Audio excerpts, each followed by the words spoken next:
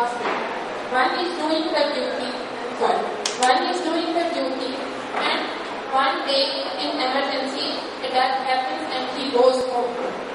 What should happen in the hospital?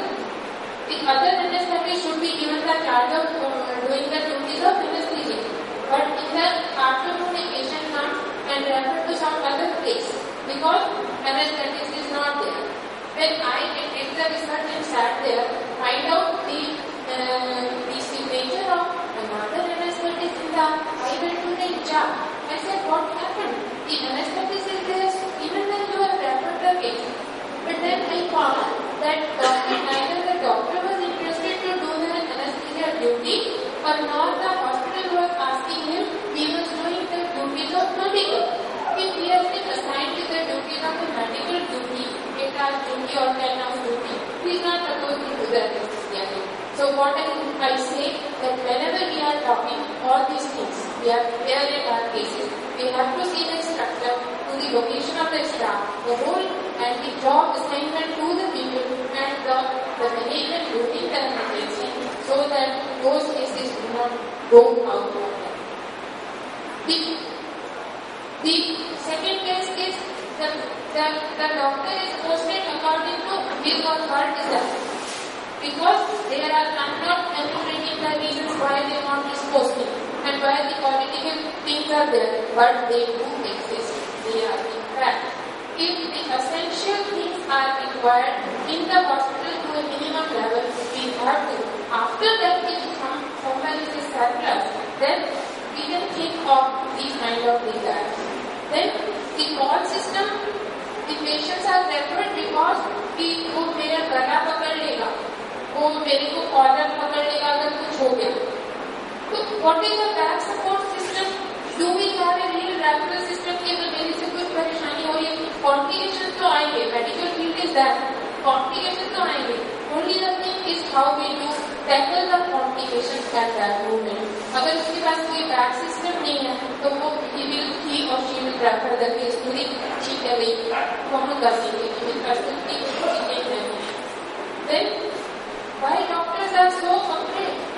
Because either sometimes because of overwork, they don't fill the record books completely, or they are in a habit of not putting the records completely. That is why we are afraid of the litigations. हम फिर वहाँ भागते रहते हैं, हमें बचा दो, पहले के पास जाते हैं, इधर जाते हैं, उधर जाते हैं, but we do need some kind of a thing. Then the equipment is out of order. We have worked on these things and these are workable. If we have some kind of a money allocation to such and such department and the accountability is there, why I'm saying accountability is not the thing which is to be brought by other things. There are so many things where we have to bring the accountability and accountability once it comes, it works at every time. Next please. So with this background, I say if a patient comes to a sub-center, we should know the job of a person and the things to be provided to the health seeker by the health provider. Is it a referral? Is it a good hygiene table? It is a label table. Is it essential drugs? Number one. What do we expect? Next please. What do we expect if the case comes at PSC? A safe abortion, a good referral, a good diagnosis, a good lab. I had been to Kota to some of the PSC. I went deliberately. I said, sister please मेरा BP नाप दीजिए, मैं तो इतनी दूर से आया थक गया. She opened up the BP and said, ये तो काम नहीं होगा. So who is responsible for that? These are not the things to be corrected. Where and how, this we have to see. Next. Like that. Now from the CSC which gives the comprehensive obstetric care, it diagnoses the patient, it admits the patient, it gives the blood transfusion as well as the cesarean section facilities and the postpartum care. We cannot expect the comprehensive care from the PHCs which are uplifted and where there is lack of staff. Next. See, next. So, we have government program. If we do not give the data completely to the government, we doctors, we paramedical staff, we are not helping them to make the policy. And at the same time, some of the advisors who are with the government are over ambitious.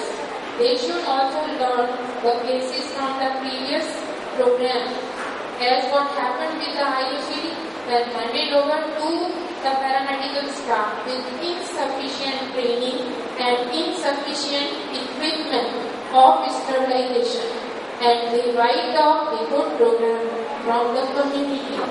I am afraid if it happens with the community. So minimum quality services are to be given before giving any policy or program. Government protocols are there. Do we follow? Is there any monitoring? Yesterday there was a presentation on monitoring. I think that includes this also. Orientation program and refreshers training. Then selection of the staff. Sometimes only one person is being sent again and again. क्योंकि one person is under the burden of 10 programs. अगर रात को तुम यहाँ आके मेरी report पूरी नहीं करोगी तो सुबह तुम लोगों को ड्यूटी पे नहीं जाने दूंगा, और जो रेजिडेंशियल ट्रेनिंग है उसका सारा मजा खत्म हो जाता है।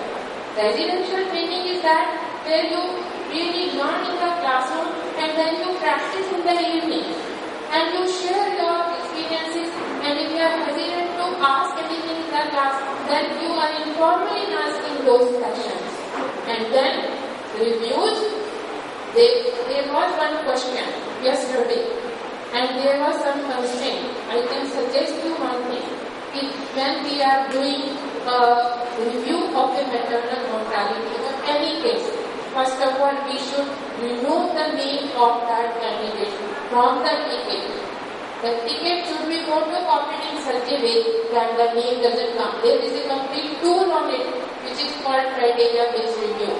And with that, without finger pointing anyone, that's a tool. If somebody is interested, I can go in detail later. And we can find out how to review without finger pointing anyone and to improve our program. Then the consent and the information to the patient, which is must, should be given in brief, and minimum to maximum quality is mandatory, looking up to the center where we are posted. If it is sub-center or a hospital, according to that, minimum to maximum quality should be given. With this, I say, with this background, if we prepare our cases for litigation, we have to take into account the administration on various aspects, the political will to reduce the maternal suffering from the day of birth of a girl, poverty not of money, poverty of thought, poverty of spiritual accountability at all levels. If we are little bit spiritual at all the levels, the accountability will come itself and it will help us. Thank you very much for listening. That's where I come from. I'm looking at, I have 5 slides, and what I'm doing is from the point of view of the model, I'm thinking of what are the aspects that, specifically with reference to adolescents' reproductive rights, that can be taken up as issues of advocacy, or maybe if we have that kind of material together, maybe take it as an intervention, maybe file right to information applications and find out, and then make up a case for legal intervention. So these are just points of thought. I'm sure there's a lot of work that has been done which will not get reflected here, and there are a lot of people in the audience here who have specifically worked and are working with younger people on their sexual and reproductive health rights, and obviously I would invite you to please see the video. Just to set the context, this is how the ICPD defines reproductive rights, rest on the recognition of the basic right of all couples and individuals to decide freely and responsibly the numbers, spacing and time of their children, and to have the information and means to do so, and the right to attain the highest standard of sexual and reproductive health. This should also include the right of all to make decisions concerning of discrimination, coercion, and violence. This is just to sort of set the context clearly. Just from the top of my head, what are the laws in existence that could affect adolescents and their sexual and reproductive health rights? Some of the specific ones, like the Prohibition of the Child Marriage Act, the MTP Act, the PCPMDP Act, the Protection of Women from Domestic Violence.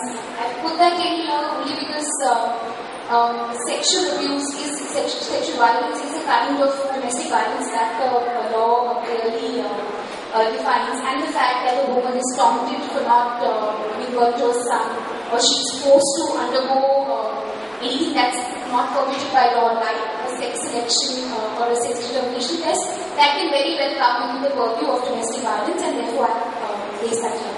And of course, there are other laws, within the IPC, there's the Drugs and Cosmetics Act and others.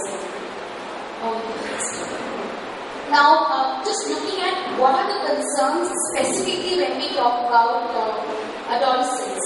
So, why is it that there is so much emphasis on, sort of catching them young? Because that's the age where they would want to experiment, they would be wondering what's going on, and that's the age when you can actually intervene and not only create awareness, also look at changing the mindset.